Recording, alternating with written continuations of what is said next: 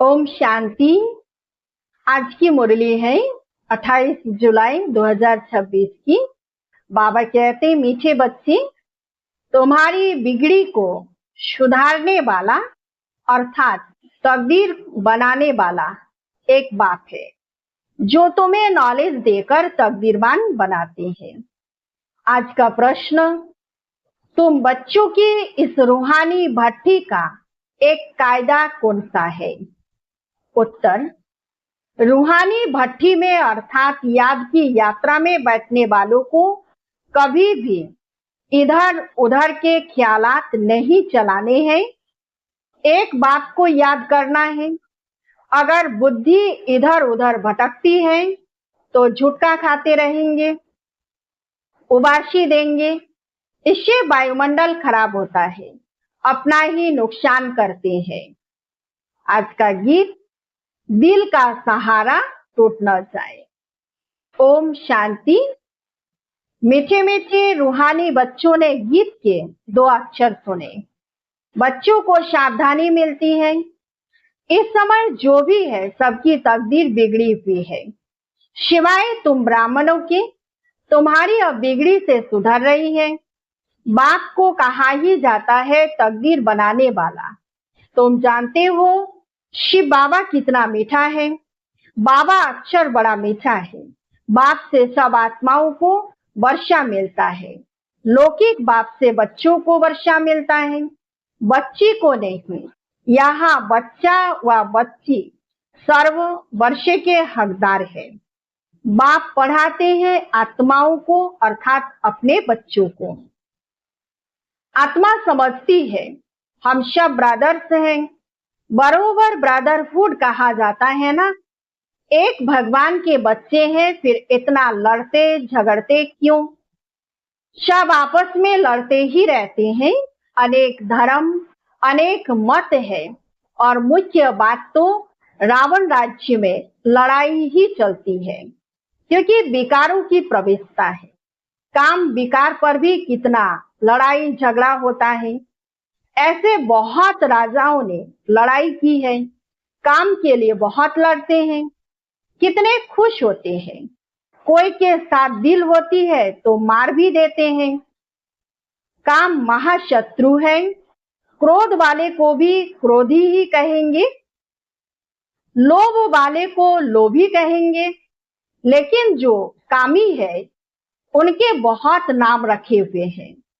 इसलिए कहा जाता है अमृत छोड़ विष काहे को खाए। शास्त्रों में अमृत नाम लिख दिया है। दिखाते हैं सागर मंथन किया तो अमृत निकला, कलश लक्ष्मी को दिया। कितनी कहानियां हैं।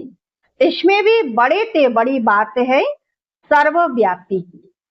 गीता का भगवान कौन और पतित पावन कौन, प्रदर्शनी में मुख्य इन्हीं चित्रों पर समझाया जाता है। पतित पावन ज्ञान का सागर और उनसे निकली हुई ज्ञान गंगाएं व पानी की नदी व सागर। कितनी अच्छी अच्छी बातें समझाई जाती है। बाप बैठ समझाते हैं, मीठे मीठे बच्चों, तुमको किसने पावन बनाया? बिगड़ी को सुधारने वाला कौन है? वह पतित पावन कब आते हैं? यह खेल कैसे बना हुआ है कोई भी नहीं जानते हैं। बाप को कहा ही जाता है नॉलेजफुल, ब्लेसफुल, पीसफुल। गाया भी जाता है बिगड़ी को बनाने वाला एक। यह तो समझने में आता है बरोबर रावण हमारी बिगाड़ते हैं। यह खेल है हार जीत का। रावण को भी तुम जानते हो, जिसको भारतवासी वर्ष वर्ष जलाते हैं। यह भारत का दुश्मन है। भारत में ही हर वर्ष जलाते हैं। उनसे पूछो कब से जलाते आते हो तो कहेंगे यह तो अनादि चला आता है, जब से सृष्टि शुरू होती है। शास्त्रों में जो पढ़ा सत सत करते आते हैं। मुख्य भूल है ईश्वर को सर्वव्यापी कहना। बाप यह नहीं कहते कि यह किसकी भूल है। यह ड्रामा में नूंद है, हार जीत का खेल है। माया से हारे हार, माया से जीते जी, माया से कैसे हार खाते हैं वह भी समझाया जाता है। पूरा आधा कल्प रावण राज्य चलता है, एक सेकंड का भी फर्क नहीं हो सकता राम राज्य की स्थापना और रावण राज्य का विनाश अपने समय पर एक्यूरेट चलते हैं। सतयुग में तो लंका होती नहीं, वो तो बुद्ध धर्म का खंड है। पढ़े लिखे की बुद्धि में रहता है लंदन इस तरफ है, अमेरिका इस तरफ है। पढ़ाई से बुद्धि का ताला खुलता है, रोशनी आती है। इसको ज्ञान का तीसरा नेत्र कहा जाता है। बुढ़िया बहुत बातें समझ न सकी, इन्हों को एक मुख्य बात धारण करनी है जो ही अंत में काम आती है। मनुष्य शास्त्र तो बहुत पढ़ते हैं, पिछाड़ी में फिर भी एक अक्षर कह देते हैं कि राम राम कहो। ऐसे नहीं कहते शास्त्र सुनाओ, वेद सुनाओ, पिछाड़ी में कहेंगे राम को याद करो। जो जास्ती समय जिस चिंतन में रहते हैं अंत में भी वह याद आ जाता है। अभी विनाश तो सबका होना है, तुम जानते हो सब किसको याद करेंगे? कोई श्री कृष्ण को, कोई अपने गुरु को याद करेंगे, कोई अपने देह के संबंधियों को याद करेंगे। देह को याद किया, खेल खलास। यहाँ तुमको एक ही बात समझाई जाती है कि अपने को आत्मा समझ, बाप को याद करते रहो। चार्ट रखो कि हम कितना याद करते हैं।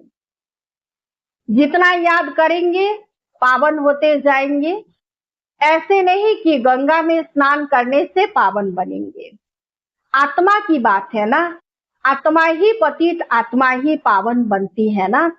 बाप ने समझाया है आत्मा एक स्टार बिंदी है, भ्रेकुटी के बीच में रहती है। कहते हैं आत्मा स्टार अति सूक्ष्म है। तुम बच्चे ही इन बातों को समझ सकते हो। बाप कहते हैं मैं कल्प के संगम युगे आता हूँ।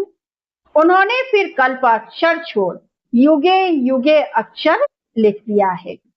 तो मनुष्यों ने उल्टा समझ लिया है।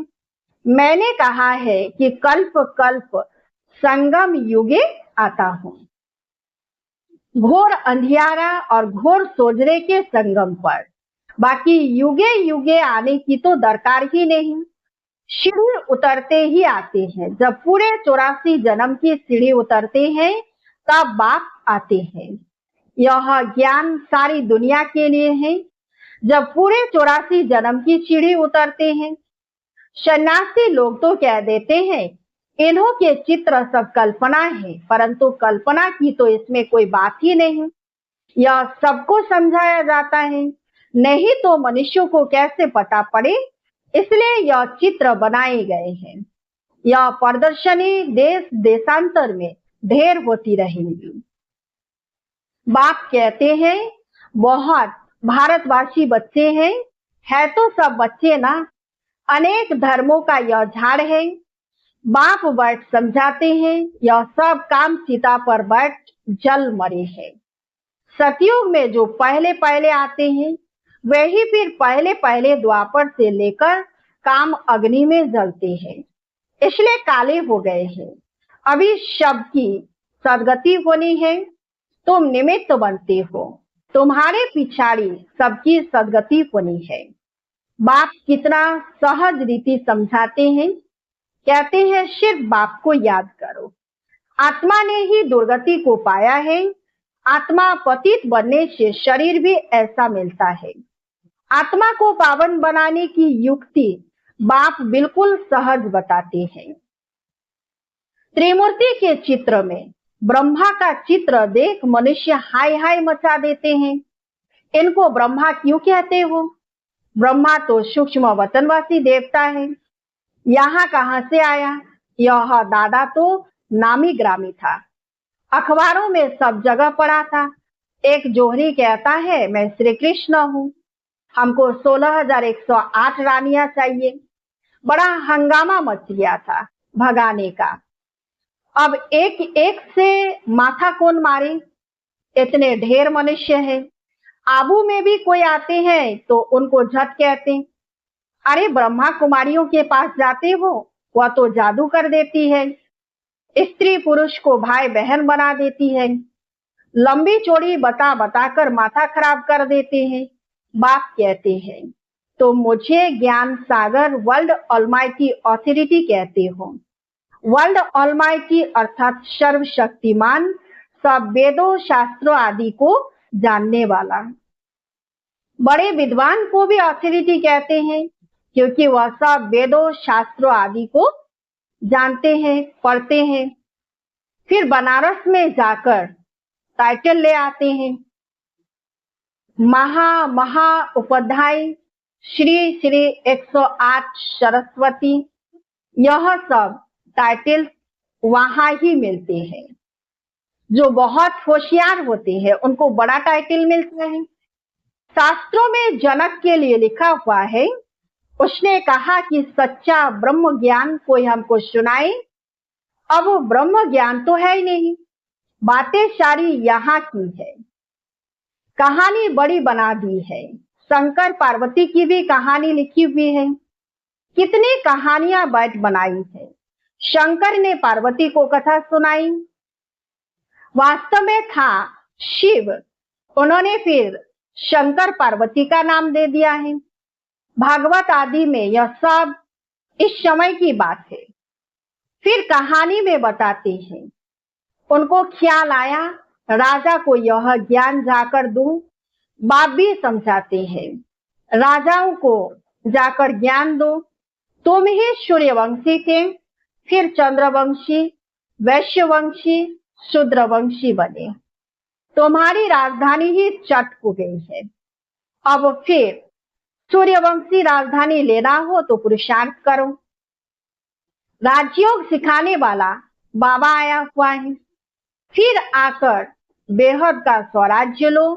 राजाओं के पास भी बहुत चिट्ठियां आती जाती है, फिर उनको मिलती थोड़े ही है। उनके प्राइवेट सेक्रेटरी चिट्ठियां देखते हैं, कितनी चिट्ठियां फेंक देते हैं। कोई में ऐसी जरूरी बात होती है तो उनको दिखा देते हैं, कहते हैं अष्टपा ने जनक को सेकंड में जीवन मुक्ति का साक्षात्कार कराया। यह भी अब है। अब बात कितना अच्छी तरह बैठ तुमको समझाते हैं। जो समझने वाले नहीं है वह यहाँ वहां देखते रहेंगे।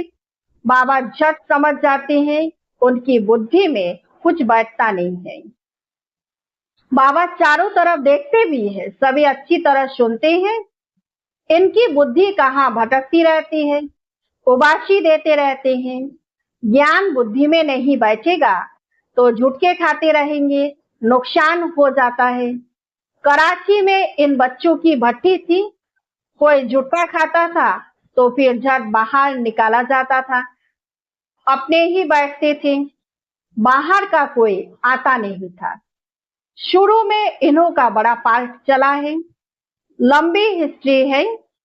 शुरू में तो बच्चियां बहुत ध्यान में चली जाती थी, अभी तक भी कहते रहते हैं जादू है। परमपिता परमात्मा को जादूगर कहते हैं ना। शिव बाबा देखते हैं, इनका बहुत प्रेम है तो देखने से ही झट ध्यान में चले जाते हैं। वैकुंठ तो भारतवासियों को बहुत प्यारा है। कोई मरता है तो भी कहते हैं वैकुंठवासी हुआ, स्वर्गवासी हुआ। अभी यह तो है ही नर्क, सब नर्कवासी है। तब तो कहते हैं फलाना स्वर्गवासी हुआ, परंतु स्वर्ग में तो कोई जाता ही नहीं है। अभी सिर्फ यह तुम जानते हो हम स्वर्गवासी थे, फिर 84 जन्म ले नर्कवासी बन गए हैं। अब फिर बाबा स्वर्गवासी बना रहे हैं। स्वर्ग में है राजधानी, राजधानी में बहुत पद है। पुरुषार्थ कर नर से नारायण बनना है। तुम जानते हो यह मम्मा बाबा भविष्य में लक्ष्मी नारायण बनते हैं। अभी पुरुषार्थ कर रहे हैं, इसलिए कहा जाता है फॉलो मदर फादर। जैसे यह पुरुषार्थ करते हैं तुम भी करो, यह भी याद में रहते हैं। स्वदर्शन चक्रधारी बनते हैं, तुम बाप को याद करो और वर्षे को याद करो। त्रिकालदर्शी बनो। तुमको इस सारे चक्र का ज्ञान है। इसमें तत्पर रहो, औरों को समझाते रहो। इस सर्विस में ही लगे रहेंगे तो और कोई धंधा आदि याद नहीं पड़ेगा। अच्छा, मीठे मीठे सिकिलधे बच्चों प्रति माता पिता बाप दादा का याद प्यार और गुड मॉर्निंग। रूहानी बाप की रूहानी बच्चों को नमस्ते। हम रूहानी बच्चों की रूहानी बाप दादा को याद प्यार और गुड मॉर्निंग। नमस्ते नमस्ते नमस्ते। धारणा के लिए मुख्य सार 1 नंबर है, सतयुग में उच्च पद पाने के लिए माता पिता को पूरा पूरा फॉलो करना है, उनके समान पुरुषार्थ करना है, सेवा में तत्पर रहना है, एकाग्र हो पढ़ाई करनी है। 2 नंबर, याद का सच्चा सच्चा चार्ट रखना है, अपने को आत्मा समझ बाप को याद करना है, देह व देहधारियों को याद नहीं करना है। आज का वरदान, अपने हाईएस्ट पोजीशन में स्थित रहकर हर संकल्प बोल और कर्म करने वाले संपूर्ण निर्विकारी भव। विस्तार से सुनते, संपूर्ण निर्विकारी अर्थात किसी भी परसेंटेज में कोई भी विकार तरफ आकर्षण न जाए, कभी उनके वशीभूत न हो। हाईएस्ट पोजीशन वाली आत्माएं कोई साधारण संकल्प भी नहीं कर सकती। तो जब कोई भी संकल्प व कर्म करते हो तो चेक करो कि जैसा ऊंचा नाम वैसा ऊंचा काम है। अगर नाम ऊंचा काम नीचा तो नाम बदनाम करते हो। इसीलिए लक्ष्य प्रमाण लक्षण धारण करो, तब कहेंगे संपूर्ण निर्विकारी अर्थात होलेस्ट आत्मा। आज का स्लोगन, कर्म करते कर्म करावनहार बाप की स्मृति में रहो तो स्वपुरुषार्थ और योग का बैलेंस ठीक रहेगा। कर्म करते कर्म करावनहार बाप की स्मृति रहे तो स्वपुरुषार्थ और योग का बैलेंस ठीक रहेगा। अब वक्त इशारे, ज्वाला स्वरूप स्थिति में रह शक्तिशाली याद का अनुभव करो। इस कलियुगी तमोप्रधान जर्जरीभूत वृक्ष की दुर्दशा देखते हुए ब्रह्मा बाप को संकल्प आता है कि अभी अभी बच्चों के तपस्वी रूप द्वारा योग अग्नि द्वारा इस पुराने वृक्ष को भस्म कर दे, परंतु इसके लिए संगठित रूप में फुल फोर्स से योग ज्वाला प्रज्वलित चाहिए। तो ब्रह्मा बाप के इस संकल्प को साकार में लाओ। अच्छा, ओम शांति।